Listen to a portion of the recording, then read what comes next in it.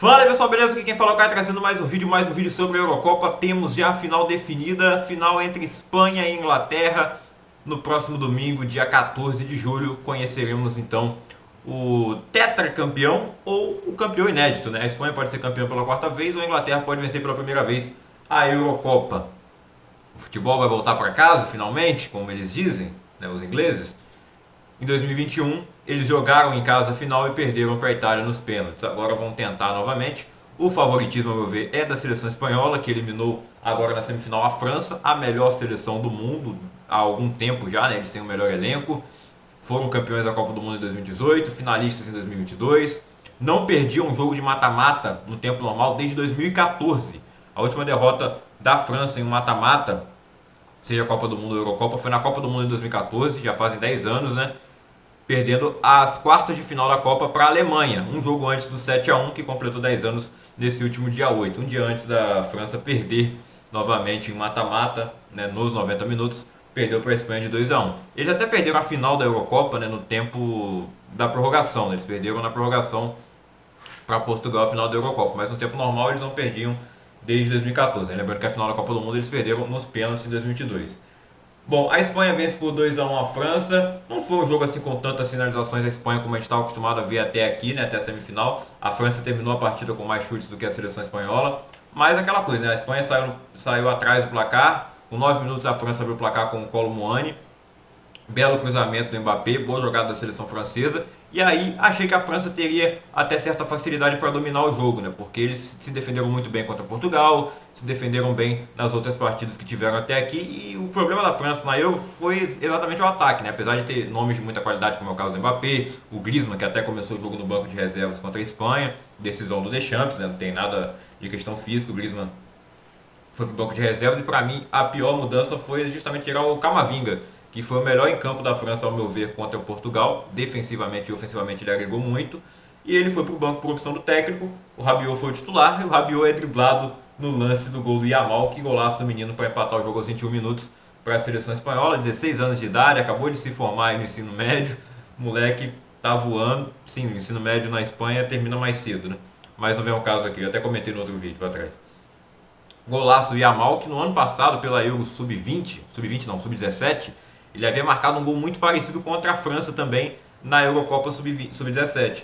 E aí, um dia antes, né, a Federação Espanhola postou nas redes sociais falando, será que ele repete amanhã? E ele repetiu, fez ainda mais bonito e ainda mais importante, né? Um gol no profissional, com o estádio cheio, podendo levar a seleção espanhola a mais uma final de Euro e quem sabe ao seu quarto título, se tornando a maior campeã da história da competição.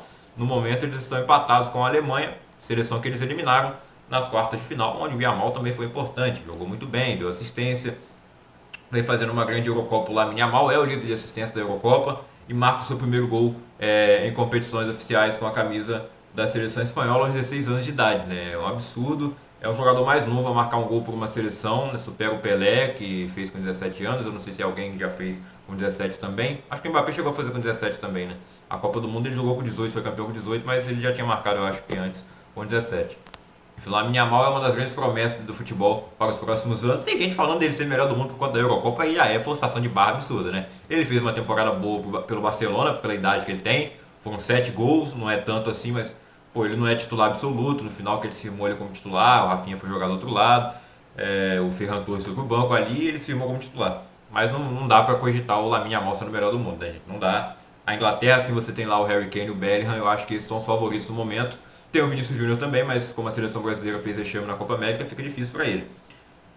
Mas sobre a França, né? O Mbappé poderia concorrer também caso chegasse à final, caso ele decidisse, o que ele não fez nessa Copa América, nessa Eurocopa, né? Ele marca um gol de pênalti contra a Holanda na fase de grupos, dá uma assistência nesse jogo, mas fora isso o Mbappé ainda perde um gol no final que poderia ter empatado o jogo e levado para a prorrogação. O segundo gol da Espanha foi do Dani Olmo, tá? Golaço também do Dani Olmo, que começou com uma reserva. Eu sempre falei, eu acho que o Dani Olmo podia ser titular. Ele jogou muito aquele amistoso contra o Brasil, mas o De La Fuente resolveu colocar ele no banco na Euro, pro Pedro, que fez uma boa Eurocopa, mas se machucou contra a Alemanha. O Dani Olmo entra, resolve o jogo contra a Alemanha e resolve também contra a Espanha. Contra a Espanha, ele é da Espanha. Contra a França, ele faz o gol da virada e faz uma grande partida. Ele e o Yamal são os destaques em toda a seleção espanhola, né, marcando os gols, mas é de se destacar uma grande atuação do sistema defensivo da Espanha, do meio de campo. O Rodri é um absurdo no meio campo, Fabian Ruiz fazendo uma grande Euro, talvez a grande competição da vida do Fabian Ruiz, jogador que joga no PSG. E quanto à França, é um time que tentou se defender na maioria dos jogos, tentou fazer isso contra a Espanha e falhou, porque saiu na frente e não conseguiu segurar o resultado. No final, não aproveitou as oportunidades que criou. Dembélé foi titular nessa partida, foi muito mal. O Griezmann entrou no segundo tempo, não conseguiu fazer muita coisa também. Giroud entrou, o Barcola, o Camavinga, mas não mudou nada. A Espanha conseguiu se segurar, mesmo com os desfalques que eles tinham, né? Além do Pedro, que se machucou contra a Alemanha, não joga mais a Euro, não vai poder jogar a final. Também não teve o Lenormand na zaga e nem o Carvajal na lateral direita, né? Nomes muito importantes. E o Jesus Navas foi o titular na lateral direita, ele que é um dos remanescentes da Copa do Mundo de 2010, a Euro 2012, eu não sei se ele estava na Euro de 2008 também, mas tem 38 anos de idade, vai se aposentar após essa Eurocopa e quer muito se aposentar com esse título, né? Se tornando talvez o jogador, o maior vencedor da história da Espanha, eu acho, né? Ele vai se tornar, se ele vencer agora. Ele já fez parte do título da Nations também no ano passado. Bom, é isso que tinha para falar sobre Espanha e França. Espanha, primeira finalista, venceu por 2-1 a França. E agora vamos falar de Inglaterra e Holanda. Eu ia fazer vídeos separados, né? Eu ia postar o vídeo de Espanha e França ontem. Eu gravei o vídeo, só que na hora de editar e salvar ele, eu precisava de espaço no celular para salvar e eu acabei apagando o vídeo que eu gravei. Então não deu para recuperar e eu falei, pô, já pelo horário que é, eu vou deixar para amanhã falar dos dois jogos em um vídeo só. Então vamos lá falar agora aqui da Holanda sendo eliminada pela Inglaterra e assim como a França, a Holanda sai na frente do placar, 2 vitórias de virada por 2-1. Só que esse aqui teve um pouco mais de emoção, né? As estatísticas foram as mesmas. Tivemos as mesmas entre aspas, né? Inverte porque a Holanda que perdeu acabou finalizando menos que a Inglaterra, mas tem a questão que a Inglaterra fez o gol da vitória no último minuto, basicamente, né? O Xavi Simons abre o placar para a Holanda aos 7 minutos, num belíssimo gol, ele recupera a bola, e ele até escorrega na hora de finalizar, mas chuta ali, o Pickford chega a tocar nela, mas não consegue evitar o gol. Aí tem um pênalti para a Inglaterra, um pênalti que na hora foi bem questionável. Eu pensei, pô, será que essa bola bateu na mão do Dumfries? Não bateu. Deram um toque mesmo nele no Harry Kane, só que o Harry Kane já tinha conseguido finalizar. Então, ao meu ver, eu não marcaria aquele pênalti. Foi marcado, o Harry Kane foi lá, bateu, fez o gol. O Verbruggen até acerta o canto, mas não consegue defender. E aí não é um jogo daqueles espetaculares, né? Porque, pô, Inglaterra, né? Todos os jogos da Inglaterra são chatos e são mesmo. Mas hoje ainda tinha a emoção de ser um mata-mata. O fato é que a Holanda não conseguiu se encontrar muito depois de tomar um empate. A Inglaterra dominou um pouco mais, teve mais posse de bola, é um time mais qualificado. A Euro da Holanda, ao meu ver, foi melhor, apesar de que a Holanda não passou em primeiro no seu grupo, foi uma das classificadas como terceiro melhor, como uma das melhores terceiras colocadas, no grupo da morte, que tinha a França. O grupo da morte não, né? O grupo da morte é porque tinha Itália, Espanha e Croácia, né? Que a Croácia ficou em último. Esse grupo tinha a França, a Áustria, que passou em primeiro, e a Holanda. A Holanda ficou em terceiro lugar, mas ao meu ver jogou melhor as suas partidas, merecia ter vencido a França, teve um gol mal anulado lá, e hoje pode reclamar talvez de um pênalti mal marcado, né, para a Inglaterra.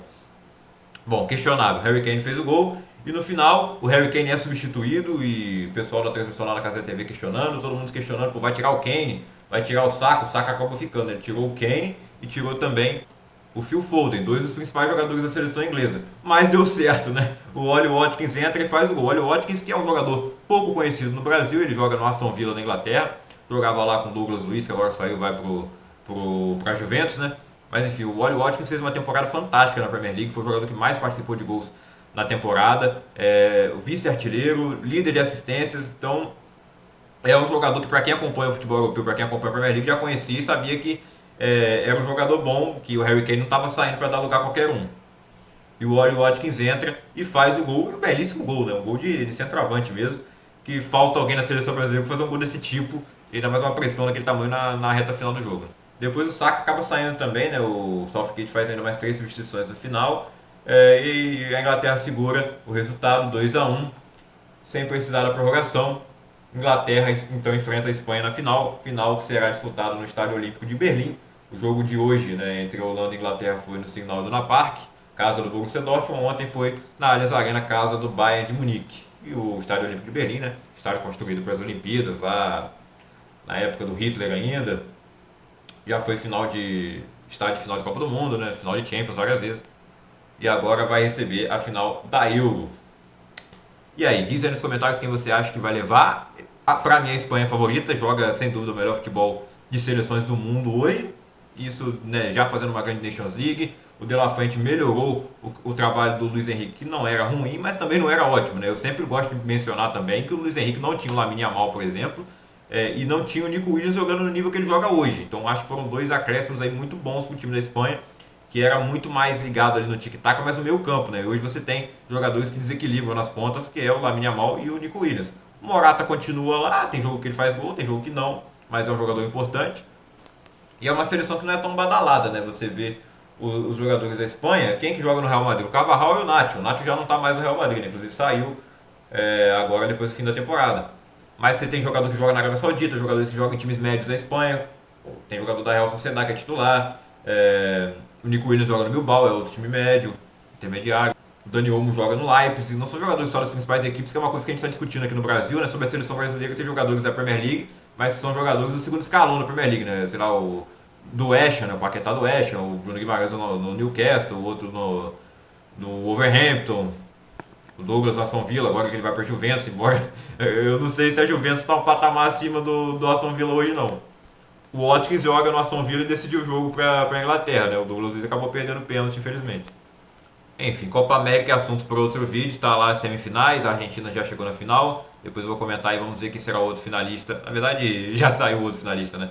Eu tô gravando aqui, já teve o jogo do Vasco também contra o Corinthians, quebramos o tabu, depois de 14 anos vencemos o Corinthians em São Januário, grande vitória, tô louco para comentar disso também, mas é assunto para outro vídeo sobre o Brasileirão. Live na sexta-feira a gente vai falar sobre isso também.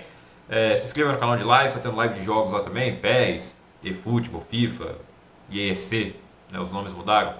Bom, de qualquer maneira, não é inscrito no canal, se inscreva, deixa o like, ativa o sininho, comenta aí seu palpite para a final da Euro. E domingo eu vou estar aqui também para comentar a final, né, e vamos saber se a Inglaterra vai conseguir levar o futebol de volta para casa ou se a Espanha vai ser campeã pela quarta vez. É isso. Declare sua torcida nos comentários. Sem envolver política. O pessoal ontem estava lá, eu sou de esquerda, eu tô torcendo para a França, eu sou de direita, eu tô torcendo para a Espanha, né? Coisa ridícula. Sem falar que esquerda e direita são dois lados da mesma moeda, principalmente no Brasil. Bom, tchau, durma com essa.